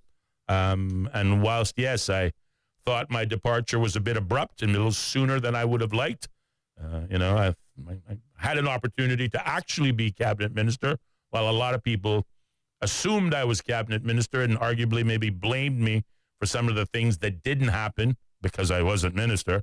I could have been. But again, could have been, should have been, would have been. I had 4 years. I'm grateful for those years. I have no regrets. I voted my conscience, voted in areas that I believed were important, though arguably not popular. But I do believe history will bear me out, either on the cruise berthing issue, which I fought too and lost votes on between my term, 17 to 2021, which again, we had another opportunity at and also lost that opportunity. I still think that's going to come back to bite us in the butt at some future period. Again, not all the things that are popular are necessarily right. And we have a saying in this country, if you can't hear, you'll feel. And I believe this country has a lot of feeling to do in that regard in terms of lost income, lost opportunity, lost jobs. And again, the government's job is to paint the outlook in the most favorable, flowery language because it's their survivability. What are they going to do? They're going to come out and say the future's bleak? You'll never hear them say that. But it'll happen nonetheless. Mark my words. While we have you here at 14 minutes past the hour of 6 o'clock, again, I just want to remind you of another very important organization, 100 Women Who Care. Get ready for an unforgettable evening with 100 Women Who Care as they celebrate their 10th anniversary in style with a glamorous soiree at Morgan's Restaurant this Thursday. That's tomorrow, the 28th of August from 6 to 9 p.m. Join the celebration, which includes fine food, some raffle prizes, and a live DJ, all going towards a great cause, the National Council for Voluntary Organizations, or NCVO, who have been chosen as one of the 3 potential beneficiaries for this special event. Admission is just $100, and every dollar supports a stronger, more caring community. So get dressed up, come out, and support the NCVO while raising a glass to 10 amazing years of women empowering change in our beloved Cayman Islands. Don't miss it this Thursday, the 28th of August, 6 p.m. at Morgan's, which I believe is still in West Bay. So check it out and be a part of it. Get behind that. I think it's a terrific opportunity. What else do we have on the agenda? Oh, yes, some police matters. So there's an article that appeared in at least 2 of our local media publication. I don't remember where I got this one from. But it says escalation of assaults on police officers raises concerns. And as usual, just a few excerpts from that article, and we can talk about what it means. Over the past 2 weekends, police officers responding to call-outs have been bitten by suspects, bitten by dogs, and hit by suspects among the multiple assaults against them, the Royal Cayman Islands Police Service has said. Police Commissioner Kurt Walton said that so far this year, there have been 24 assaults against his officers, and it may be time to increase the penalties to reduce the risk the job poses. So far this year, we have seen 24 incidents during which a police officer was assaulted, Walton stated in a release about the increase in violence against the police. It is concerning that there appears to be an uptick in these types of incidents, but the public should rest assured that each one is being thoroughly investigated and will be prosecuted to the fullest extent possible. The weekend alone, there were 3 occasions where police were injured and had to be treated at the hospital. The officers in each of these incidents were taken to hospital for treatment and subsequently discharged. The police is perhaps, or policing is perhaps the only profession where the possibility of being assaulted is something you accept as part of the job, Walton said. Despite this risk, our police officers serve their communities diligently every single day. However, this does not mean that such actions are condoned by the legal system or should be seen as acceptable by the public. Section 123 of the Police Act states that assaulting a police officer carries a maximum sentence of up to 2 years. However, it may be time to consider strengthening these penalties to help send the unmistakable message that assaulting our police officers will not be tolerated, the commissioner stated. Well, again, I have to echo those sentiments. You know, whilst I'm not always in agreement with everything that the Royal Cayman Islands Police Service does, while I don't oftentimes agree with a lot of their, lofty reports which suggest that they're winning the war on crime, I will certainly support the statement that in the Cayman Islands, we do things differently. In the Cayman Islands, we still are in large majority a law-abiding society, which is why, again, I keep insisting if the police ever wanted to get proactive and reduce the number of road fatalities, all it takes is their presence on the roadways, not speed cameras, not cameras that record your speed or capture your license plate, not hidden policemen in the bushes, which, again, there's, bushes are getting few and far between, so that's kind of difficult. Be bold about it. Be on the side of the road. Put your wingtips on and let people see you from miles away. They are less likely to speed. Why? Because nobody wants to lose their license. Nobody wants to get pulled over and get a ticket. Nobody wants that drama in their life. So if they are sensible, they're going to slow down. That is a fear of a police force. That is respect for law and order. So you want to get proactive? You could by simply having a presence. But we are a law-abiding society, and assaults against police officers who are merely seeking to uphold the law should never be allowed, should never be encouraged. And yes, the penalties, if necessary, should be more significant because they are our peace officers. We send them out there in today's world where, guns are prolific, from automatic to semi-automatic, pistols to rifles. What do? We send our police officers in there with a flashlight and the baton and goodwill. But people still sign up to be cops every day. That's why I say it's not a job, it's a calling. And we need people in these roles to keep our society safe. If you're wrong, you're wrong. And usually if the cops show up, you're wrong for something. So go peacefully. You want to argue it? That's what courts are for. Argue it there. But certainly don't assault our police officers because it's just simply the wrong message. And we have seen other jurisdictions, again, when the police get fed up and they start looking out for their own and, heaven forbid, they start fighting back, what that can result in. I think there's a news story going on right now of a police officer shooting a man. He pulled a knife, they pulled a gun. The rest is history.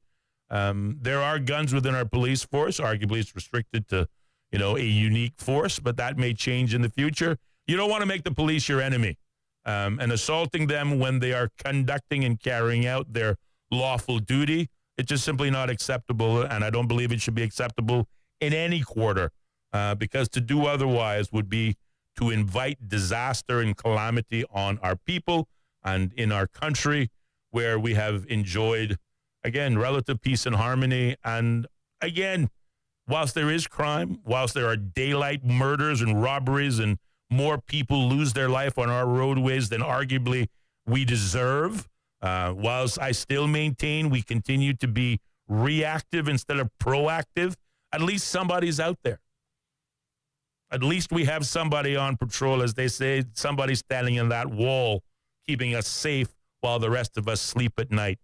I do not condone, now or ever do I condone assaults against our police officers or anyone in the uniform branch, simply on the basis that we are better than that. And if you're dumb enough to assault a police officer, well, then you got to be smart enough to accept what comes next. And that, my friends, is that.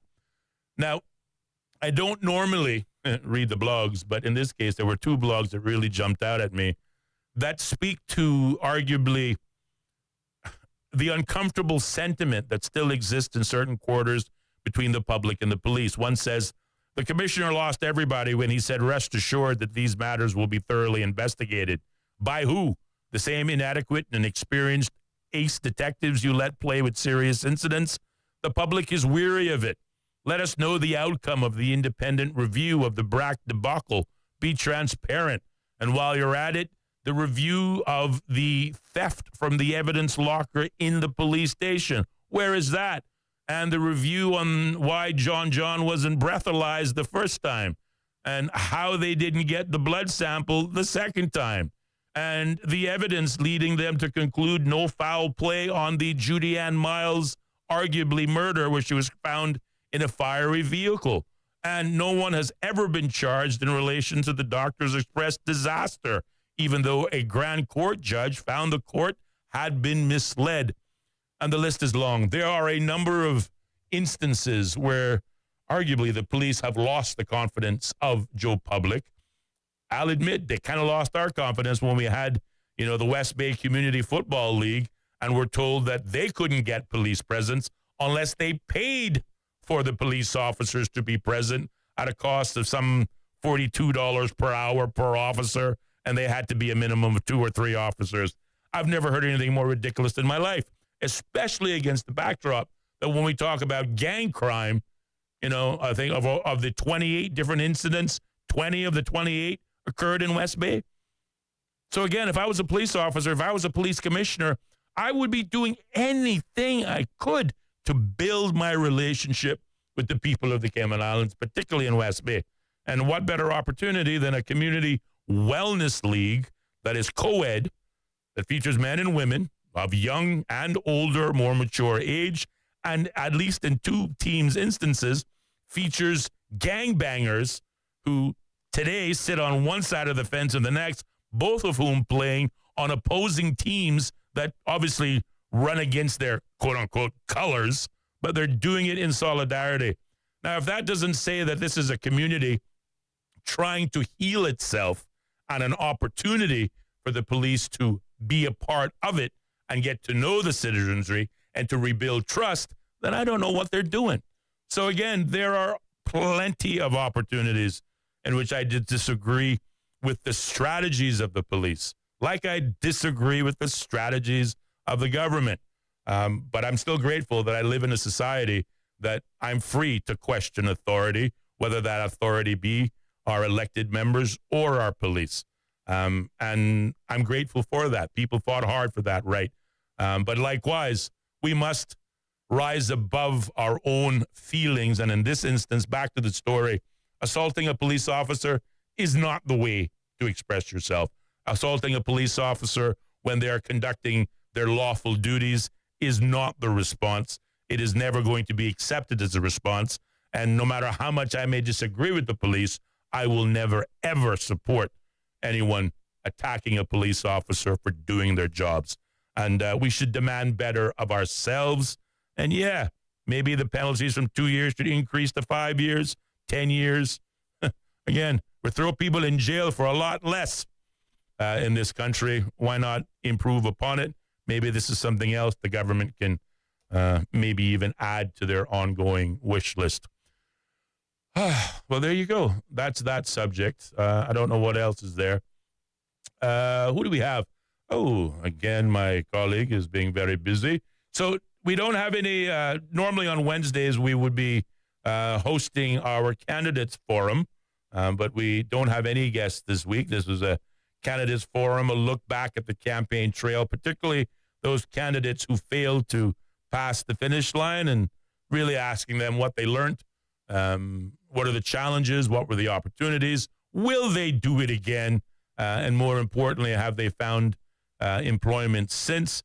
We didn't have anybody this week, but I'm happy to say that coming up next week on the 3rd of September, former candidate Jermaine Ebanks, who ran in the constituency of West Bay North, will be our guest in studios. And I look forward to hosting that discussion as well. And as always, encouraging you, the listening audience, to tune in and be a part of it. We've also extended an invitation to Mr. Nick Joseph, who again made, the groundbreaking comment, arguably, that Ellio and I have been saying almost for 6 months since we've been on the air. But it's always nicer when somebody else says it, that we are a country of great laws, and more laws is not what we need, but instead more enforcement of the laws that obtain. Nick Joseph obviously challenging the government on many of the immigration laws, in particular in relation to PR and status, arguing that, hey, Cayman is going to face more court challenges in the future until we start enforcing the laws that we do have. And this is a sentiment we wholeheartedly agree on. Can't say that we necessarily agree on every aspect of his clients who are challenging their PR application, but on the basic premise that we are a country of great laws, what we are not a country of is greater enforcement. Hopefully we'll have an opportunity to have Mr. Nick Joseph back as our guest in studios. And also, I'm happy to say that we have re-engaged in conversations with the Honorable Deputy Premier, the Honorable Gary Ruddy, with the view of getting him on the program. Hopefully, in the course of next week and the days proceeding from there, we will have some positive news to share with you, the listening audience. So, as they say, continue to watch this space. There's lots more great conversation coming up right here on Straight Talk. That's all the time we have for you this evening. Enjoy the rain, stay safe, and be sure to tune in to more Straight Talk tomorrow right here on Bobo 103.1 FM. The home of the BBC World Service, the most trusted news source in the world. This is Bobo 103.1. The following